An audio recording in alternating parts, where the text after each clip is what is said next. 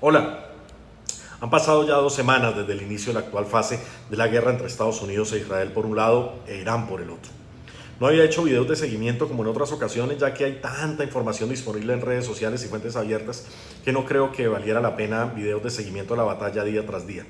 Pero bueno, vamos a avanzar pasados 15 días ya en un nuevo análisis del desarrollo de esta guerra. Para ello me propongo analizar 5 elementos y luego proponer unos comentarios finales.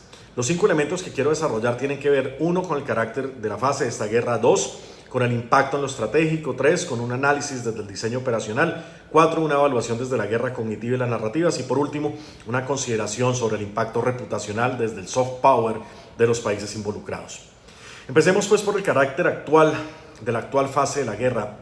Debo recordar que desde el año pasado he propuesto la idea que Estados Unidos e Israel están en guerra contra Irán cuando menos desde el 2023 y que la han desarrollado mediante diferentes fases, de manera que para mí lo que vemos actualmente no es una guerra independiente, sino una fase más de lo que ha venido ocurriendo. Debo reconocer a tono personal, reitero, que esta fase de la guerra me ha parecido de lo más aburridora posible. Totalmente aburridora para quienes nos apasiona la guerra de maniobra. Una guerra peleada solamente desde el aire no solo nos parece lenta, sino además incompleta. Y de hecho lo es incompleta, pues esto no se trata de un capricho. Una guerra requiere de botas en el terreno si se quiere llegar a un final. Desde el aire nunca se ha ganado ni se va a ganar una guerra. Eso sí, obviamente es tremendamente mediática y viene de perlas para las narrativas ver imágenes de bombardeos, de misiles, de drones que van y vienen como si se tratara de un videojuego. Incluso para un presidente altamente mediático como Trump, mostrar videos de sus famosos bombardeos acompañados de sus acostumbradas frases superlativizadas de el mejor bombardeo de la historia, la mejor operación en toda la historia de la guerra, los mejores pilotos del mundo, no quedó nada en pie, barrimos con todo, etcétera, pues obviamente resulta un gran negocio para convencer tanto a incautos como a pasionales que en efecto ven la guerra como algo resuelto a 30.000 o desde 30.000 pies de altura. Pero no, la realidad es otra, y es que si se quiere un efecto estructural, aún falta mucho por recorrer. Por eso lo que hemos visto en estos 15 días es altamente aburridor y casi que desesperante, especialmente cuando se construyen narrativas de victoria total, de un Irán de rodillas, de un Estados Unidos de rodillas y demás exageraciones que a diario uno se encuentra en redes sociales. Estos 15 días también nos han mostrado que a pesar de constituir una alianza abrumadoramente más poderosa, Estados Unidos e Israel no han logrado doblegar a Teherán. Yo no pretendo con esto ser pro-iraní, ni más faltaba, obviamente. Son simplemente los hechos fácticos.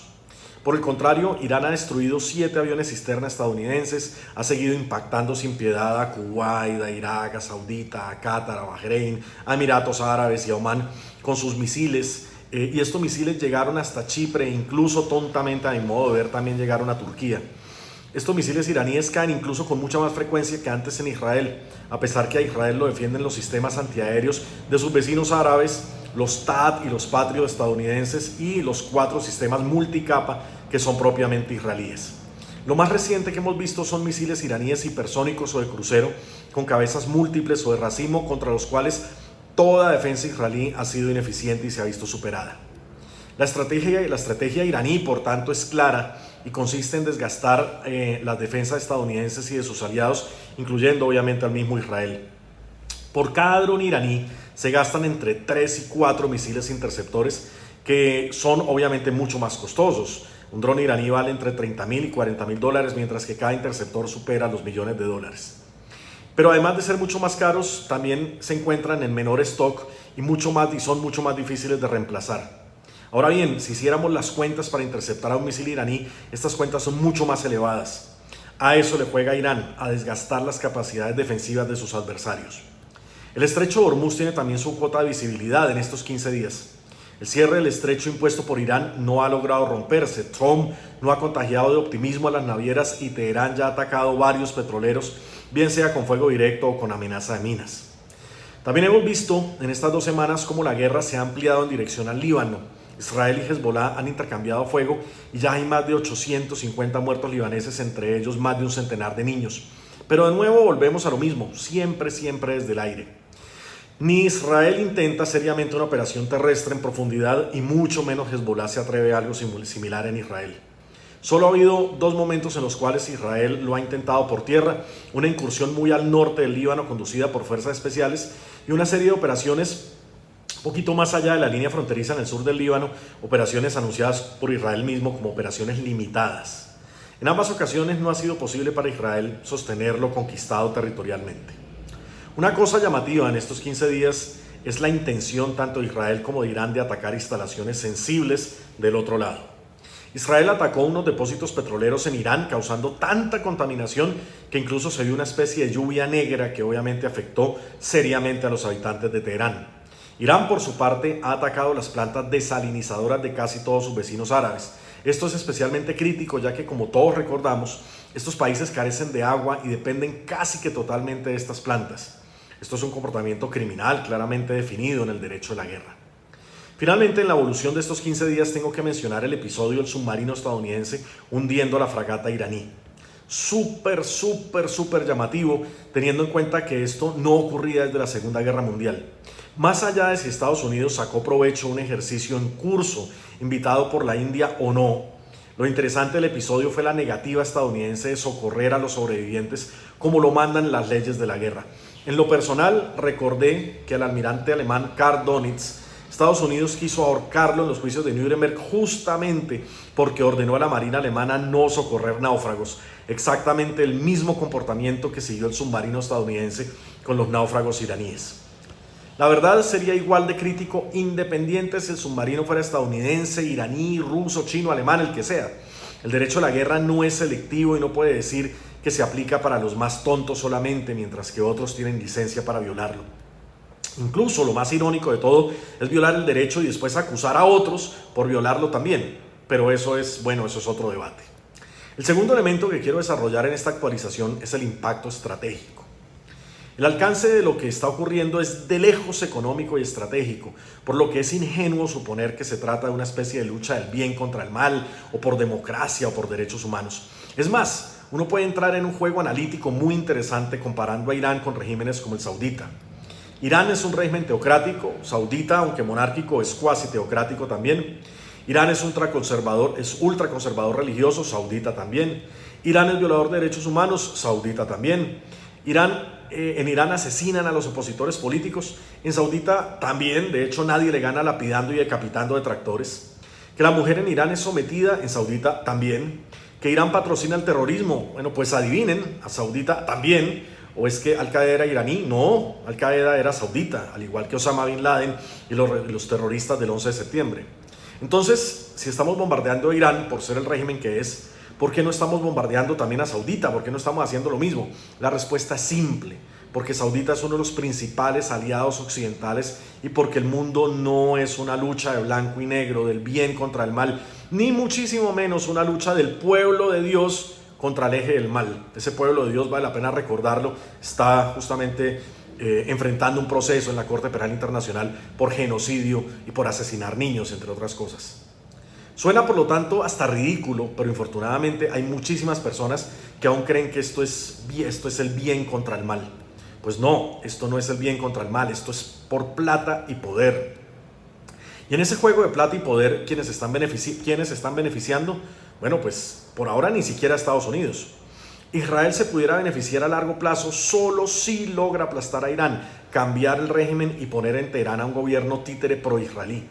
De lo contrario, dejaría una fiera medio golpear, que sabe que le urge seguirse armando si quiere algún día evitar que Israel le ataque cada vez que quiera. Rusia es el que se está beneficiando a mi modo de ver. Putin debe estar feliz, absolutamente feliz con lo que está ocurriendo. Por un lado, ya se empezó a materializar lo que mencioné en otro video anterior, y es que Rusia va a suplir a China del petróleo iraní y del petróleo venezolano. En otras palabras, Rusia pasaría de vender a China el 20% a pasar ahora a venderle el 45% del total del petróleo que necesita y consume Pekín. Rusia también gana en la medida que el barril del petróleo supere, como ya lo hizo, los $100. Incluso analistas sugieren que el barril puede llegar a estar entre $150 y $200. Rusia hoy por hoy es el único productor que puede ofrecer petróleo barato, incluso rondando los $60 o $70 por barril cuando el resto del mundo lo está pagando a 100 o 150. Pero se le dificulta obviamente vender este petróleo por las sanciones impuestas por Estados Unidos. No obstante, adivinen qué pasó con estas sanciones ahora. Trump este fin de semana anunció que levantaría las sanciones petroleras a Rusia. Parcialmente, temporalmente, la verdad no creo. Será algo duradero, por lo tanto, lo reitero, Putin anda feliz. Incluso también debe estar feliz apostándole a Irán. Estos días se ha difundido la idea que Rusia y China están entregando a Irán paquetes de inteligencia que le ayudan a refinar sus ataques contra las bases estadounidenses en el Medio Oriente, las cuales no solo han sido atacadas todas, sino que han sido atacadas con una fuerza y una precisión que ha tomado por sorpresa al Pentágono. En lo personal, creo que esto es absolutamente plausible y que esto está ocurriendo. De hecho, Rusia misma ve a esta guerra como un laboratorio para seguir aprendiendo de la forma estadounidense de hacer la guerra. Los europeos, por su parte, parecen mover sus fichas militares. Francia, preocupada por el Líbano en primer lugar, pero también por los efectivos franceses desplegados en varios puntos del Medio Oriente. El Reino Unido, preocupado por quedar por fuera del reparto de un nuevo Medio Oriente. Alemania, preocupada, obviamente, por la absoluta y humillante sumisión que tiene todavía frente a Israel. Pero aunque los europeos han estado más dinámicos, esto no quiere decir que vayan a entrar, o al menos no parece que lo vayan a hacer por ahora, en las operaciones militares en el Medio Oriente, no en el corto plazo. Hay una reticencia a entrar en operaciones e incluso el gobierno alemán se ha pronunciado abiertamente diciendo que esta no es una guerra ni de Alemania ni es una guerra de la OTAN. Pasando al tercer elemento de análisis, hagamos una evaluación entonces de algunos elementos del diseño operacional empleado por Estados Unidos en esta fase de la guerra. El primero tiene que ver, y es fundamental, tiene que ver con discutir si estamos viendo la forma estadounidense tradicional de hacer la guerra o se trata más bien de la forma israelí de hacer la guerra. Como lo decía un artículo publicado en estos días en la revista muy famosa y muy conservadora, además, Foreign Policy, Estados Unidos nunca compartía el mando ni iba de igual a igual con sus aliados en coaliciones militares. Por lo que resulta llamativo que por primera vez en su historia pareciera que Estados Unidos hubiera renunciado a ello y aceptara trabajar en igualdad de condiciones con alguien más, en este caso con Israel. Obviamente, esto resta libertad de acción al Estado Mayor Conjunto de Estados Unidos, pues ya no es totalmente autónomo y debe coordinar muchas cosas con el mando israelí. Pero no solo esto, el hecho de ir de la mano con Israel hace que Estados Unidos quede atrapado en la agenda israelí, en los intereses israelíes e incluso en la manía israelí de emplear un poder aéreo categórico, lo cual le da resultados con adversarios menos potentes como Hezbollah o Hamas incluso, pero parece que no le va a resolver las cosas con Irán. Por esto, lo que estamos viendo no es la forma estadounidense de hacer la guerra, sino la forma israelí de hacer la guerra. Falta ver si esta forma asegurará resultados a largo plazo o no. La verdad, yo no creo. El segundo elemento de diseño sobre el que vale la pena reflexionar es el estado final deseado. Es llamativo que aún en Estados Unidos no hay claridad sobre esta condición futura a la cual se quiere llevar a Irán. Incluso hace poco en una rueda de prensa se le preguntaba al mismo Trump sobre ello y él respondía que tenía una idea del final de la guerra, pero que aún no la iba a transmitir. Hasta el secretario de guerra se le preguntaron por los criterios de terminación, que esto es un elemento fundamental en cualquier guerra, los criterios de terminación. Y la respuesta fue un desconcertante, abro comillas, están en la cabeza del presidente. Para cualquiera que sepa de diseño, no tener claro el estado final deseado ni los criterios de terminación es simplemente catastrófico. Yo no quisiera estar en las botas del jefe de Estado Mayor Conjunto de los Estados Unidos y su staff, gente muy profesional, pero en este caso atrapados por los caprichos del decisor político. Derivado de la ausencia de un estado final deseado, claro, aparece otro problema de diseño y es la ausencia de objetivos operacionales claros que definan los esfuerzos militares. En estos 15 días, Estados Unidos ha cambiado 4 veces su objetivo operacional principal. Ha derivado entre cambiar el régimen, destruir las capacidades nucleares iraníes, destruir los misiles y ahora asegurar la libertad de tránsito en el estrecho de Hormuz. Este cambio constante del objetivo operacional, de hecho, es una manía de nuevo israelí, problema que le está heredando Estados Unidos y que se reduce en el refrán de el que no sabe para dónde va, pues cualquier camino le sirve. El tercer elemento de diseño tiene que ver con la selección del centro de gravedad. ¿Era el ayatolá? No. ¿Era el mando iraní? No. ¿Era el sustento popular del régimen? Al parecer tampoco. Irán sigue ahí y posiblemente seguirá incluso amenazando con estar preparado para una guerra larga. Si miramos en contraste, en Tormenta del Desierto, Estados Unidos tenía todos estos elementos definidos previamente con claridad. El estado final deseado era finalizar la ocupación iraquí de Kuwait, restituir la frontera y terminar con la amenaza regional que representaba Irak. El objetivo operacional era también claro: expulsar a las fuerzas iraquíes que invadían Kuwait, y el centro de gravedad operacional era el cuerpo blindado de la Guardia Republicana iraquí, la cual era la fuente del poder iraquí de invasión y sostenía materialmente todo lo que estaba ocurriendo en Kuwait. Hoy nada de eso está claro. Como les decía, yo no quisiera estar en las botas del jefe de Estado Mayor Conjunto de Estados Unidos. Pasando al cuarto elemento de análisis, hablemos ahora de la guerra de las narrativas. Ya de por sí, hablar del Medio Oriente despierta pasiones. Sin embargo, la cantidad de información fake de lado y lado y la cantidad de fanáticos que replican pasionalmente esta información fake de lado y lado es brutal. Hemos visto centenares de mensajes de todo tipo: que Netanyahu estaba muerto, que el nuevo ayatollah también estaba muerto, que Irán estaba de rodillas, que Estados Unidos ha destruido todo lo que se podía destruir en Irán, que ya no le queda nada, que al otro tampoco, que Estados Unidos también está de rodillas.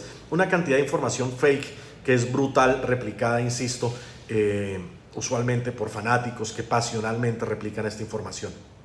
Incluso estas narrativas apelan a mensajes súper básicos y artesanales, como confundir sunitas con chiitas, al Daesh con Hezbollah, videos hechos con inteligencia artificial mostrando supuestamente agrupaciones de fuerzas especiales estadounidenses rendidas por el ejército iraní, y demás aberraciones conceptuales y fácticas que ni un principiante en Medio Oriente cae en ellas, pero sí encuentra eco en fanáticos quienes las replican miles de veces. Estamos viendo que la manipulación y el mensaje en la guerra está viviendo una de sus épocas de oro. Importante no caer en estas manipulaciones, no servir de replicador de información falsa, así implique mermarle un poquito a la pasión y más bien tomar nota del empleo de las narrativas. Un último elemento que vale la pena mencionar muy brevemente es el impacto en soft power, especialmente en el nivel reputacional y deportivo. Los países árabes, especialmente Qatar, Emiratos, pasaron décadas construyendo la imagen de ser un mundo perfecto, un paraíso consumista y de lujo en medio de un mar de inestabilidad. Eso había atraído a millones de turistas y se veía a estos países como los lugares perfectos. Hoy esa burbuja ha estallado y son el epicentro de una guerra. ¿Cuánto tardarán estos países en volver a convencer al mundo que ellos son perfectos? ¿Cuánto les va a costar? ¿Qué queda allá de ese mundo perfecto donde supuestamente no pasaba nada? Hoy no queda absolutamente nada. Eso les va a costar muchísimo, sin duda, y no solamente en dinero, sino también en tiempo. Incluso en lo deportivo ya hay consecuencias. El próximo Mundial de Fútbol será de lejos el más raro de la historia. Ya de por sí la tensión entre México, la política migratoria de Estados Unidos e incluso la ICE tenían en vilo la asistencia de migrantes y también incluso de turistas normales a los partidos, pero ahora hay que sumarle posibles manifestaciones en contra de la guerra, el retiro de Irán del Mundial y la crítica obvia a que mientras a Rusia la sancionaron por invadir Ucrania, a Estados Unidos lo premian con la sede de un mundial, y eso sin hablar de Israel. Asimismo, la Fórmula 1 ya vio cómo se cancelan las carreras de Bahrein y de Arabia Saudita, lo cual acompaña los dilemas de la Champions y de tantos otros torneos de fútbol que habían escogido los países del Golfo como vitrinas deportivas. Todo esto es el resultado de una guerra mal planeada y mal conducida. A manera de comentarios finales, debo decir, como lo he explicado, que esta es una guerra a medias, muy mediática, eso sí. Si se quieren efectos estructurales, hay que resolver quién pondrá las botas en el terreno. Una milicia iraní, no lo veo viable. Los kurdos ni siquiera llegaron a la frontera cuando ya Irán los había destruido. Israel no se va a exponer. Estados Unidos no lo va a hacer en un año electoral. Por otro lado, Ucrania está altamente preocupada con lo que puede hacer Estados Unidos justamente frente a esta guerra y frente a Europa. Mientras Estados Unidos más se meta en su propia guerra, restará apoyo a la guerra de Ucrania contra Rusia. Rusia evidentemente se pondría muy feliz, pero China, en todo el conjunto de la situación, parece ser que se perfila como el gran perdedor por ahora. Hay un elemento crucial, totalmente crucial, que vale la pena hacerle seguimiento, y es el futuro de la OTAN. Trump lanzó una especie de ultimátum a los europeos diciendo que debían ir a apoyar a Estados Unidos en la guerra, así como Estados Unidos los apoyó en Ucrania, y les finalizó la frase diciendo que en caso de no hacerlo, abro comillas, cosas muy malas vendrían para la OTAN.